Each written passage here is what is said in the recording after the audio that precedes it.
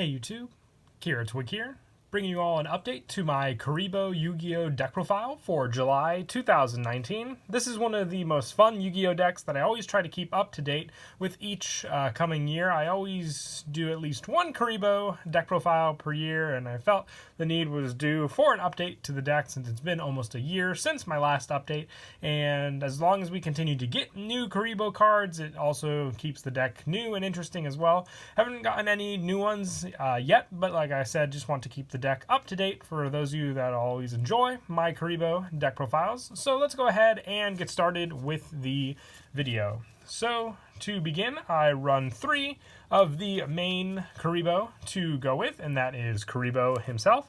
With this one, you discard a card from your hand to make any battle damage you take from your opponent from that battle 0. So it's basically your go-to Kuriboh. The whole point of the deck is just to basically go with the combo cards I have set up to get out your big monsters, but also use Kuriboh as more of a stall tactic against your opponent until you can set up those cards with a bunch of different fun plays you can do with the deck. So 3 of the original Kuriboh definitely do help for those plays. And going on to the GX Kuriboh, I run 3 Winged Kuriboh. When this card on the field is destroyed and sent to the graveyard, its effect is activated, which after this, during the rest of the turn, the battle damage you take becomes 0. So you can basically just have this card set up with Flute of Summoning Kuriboh, which is your go-to spell card, or you can just, set it on the field from your hand and then just buy a turn of no damage with this card. And the fact that you have 3 of these means that you get at least 3 turns of no damage against your opponent, as long as they don't have any cards that inflict piercing battle damage, because obviously that effect damage will come into account, and that isn't the damage that would end up, obviously winning the game for your opponent against you. But 3 Winged Kuriboh as well to go with. And also just actually the card that sets up all of your Kuriboh plays, 3 Kuriboh. At the end of the battle phase, you can discard this card, then target 1 monster in your graveyard that was destroyed by battle and sent there this turn. Special summon, and when an opponent's monster declares an attack, you can banish this card from your graveyard, then target any number of Kuriboh monsters in your graveyard and special summon them. So Kuriboh really does help to set up your Kuribohs on the field, which one of our big plays is Dystopia, the Despotent, which we'll get to that when we get to the bigger boss monsters as well. So just having Kuriboh for that discard special summon for the battle, and then obviously reusing cards like Winged Kuriboh on the field is a key play for this card for sure. And also just being able to swarm the field with its banish effect is a definite 3 of in the deck for that sole reason. And then for more, defensive power, I run 3 Sphere Kuriboh. When an opponent's monster declares an attack, you can send this card from your hand to the graveyard to change the attacking target to defense, and when you ritual summon, you can banish this card from your graveyard as one of the monsters. You don't use it for the ritual play, obviously, but I do like to use it for the basic hand protection. If you don't have the Winged Kuriboh to go against, you can discard this to change your opponent's monster to defense. Now, obviously won't work against link monsters that your opponent may use, but just remember this as a good option for that, and the fact that it is a Kuriboh monster gives you another target to summon out with your Kuriboh as well.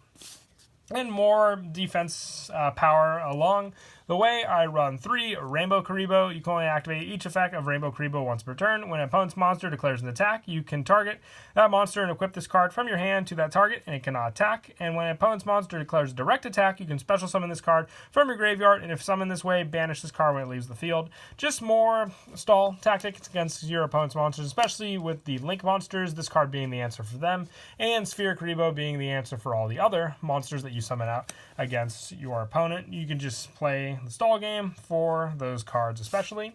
And then for some of the one-ofs for the Kuriboh deck, I run 1 Clear Kuriboh.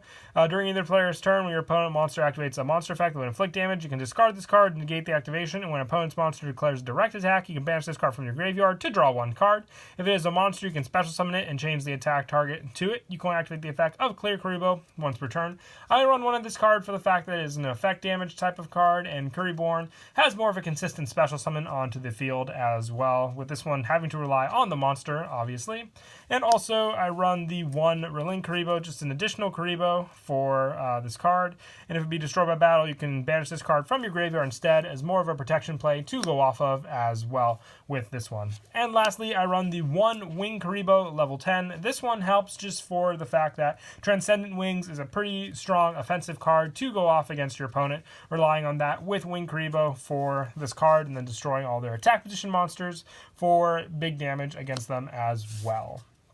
And then we were obviously talking about the boss monsters by run 2, Blackluster Soldier Envoy of the Beginning, with the ratio pretty much almost 50-50 for the different amounts of Kuribohs you run in the deck with your dark and light attribute monsters. You have plenty of options to go for your summoning of Blackluster Soldier Envoy at the beginning. Like I said, the Kuribohs definitely do help set up your defense, and then this card definitely does help for your offense. The same going for your Dystopia, the Despotant, which I also run 2 of. It cannot be normal summon or set. It must be special summon from your hand or graveyard by sending or face up level 1 monsters you control to the graveyard and cannot be special summoned by other ways. Other monsters you control cannot attack, and during either player's battle step, once per battle involving this card, you can banish 1 level 1 monster from your graveyard until the end of damage step. This card is unaffected by other cards. Also, it cannot be destroyed by battle. So with this and all the Kuribohs being level 1, it's your best boss monster to go for, having 5,000 attack,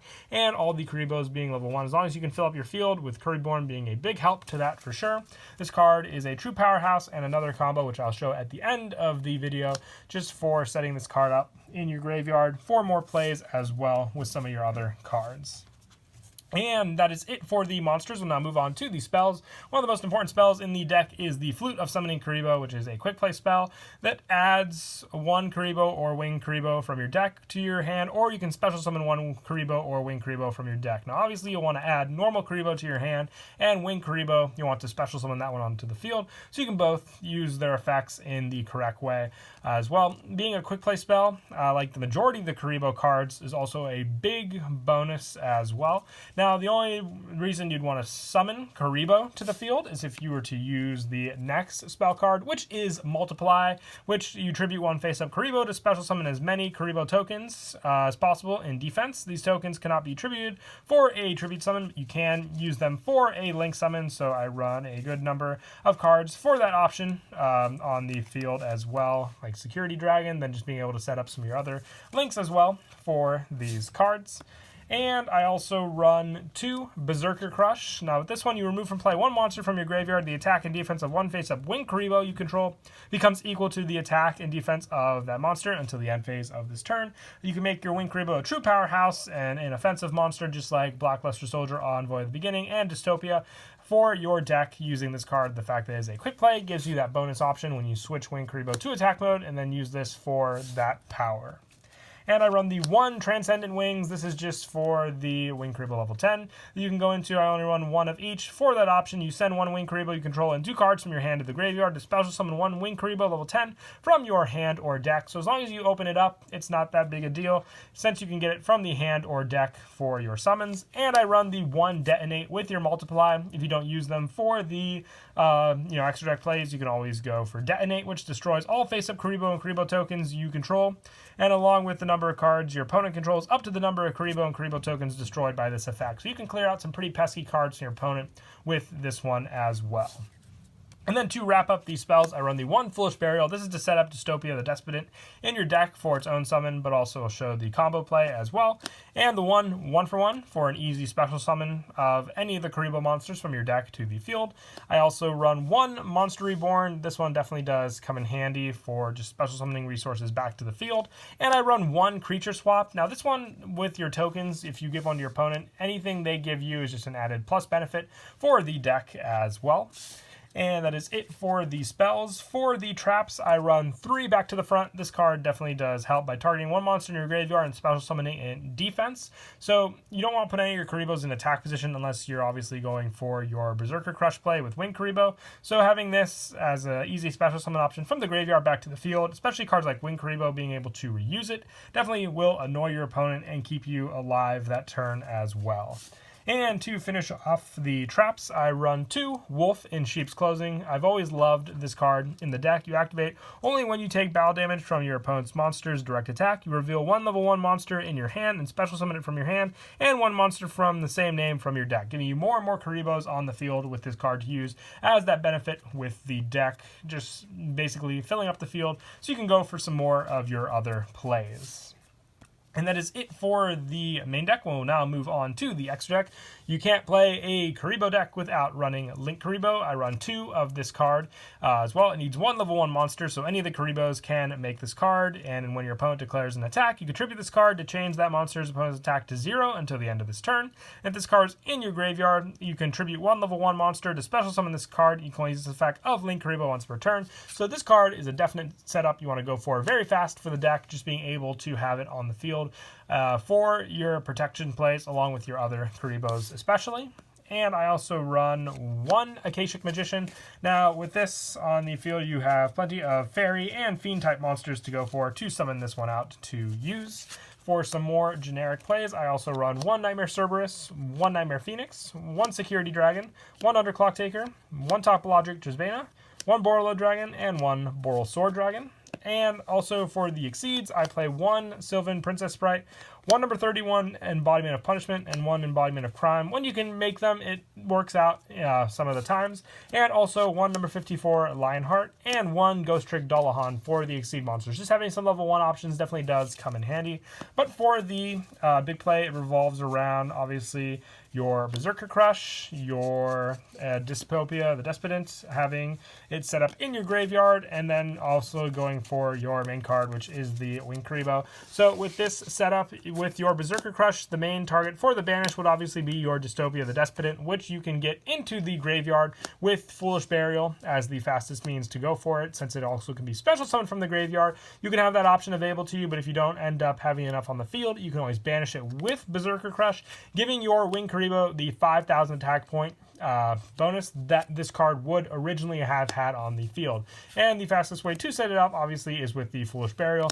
But just remember that this card can also special summon from the hand, so just having this to go for is an added bonus for sure. Or if you wanted to run Twin Twisters for more back row destruction, you can try out that as well, taking out some of the other Kuriboh options if you wanted to not run them, just for having reliance on some of the other ones for the deck as well.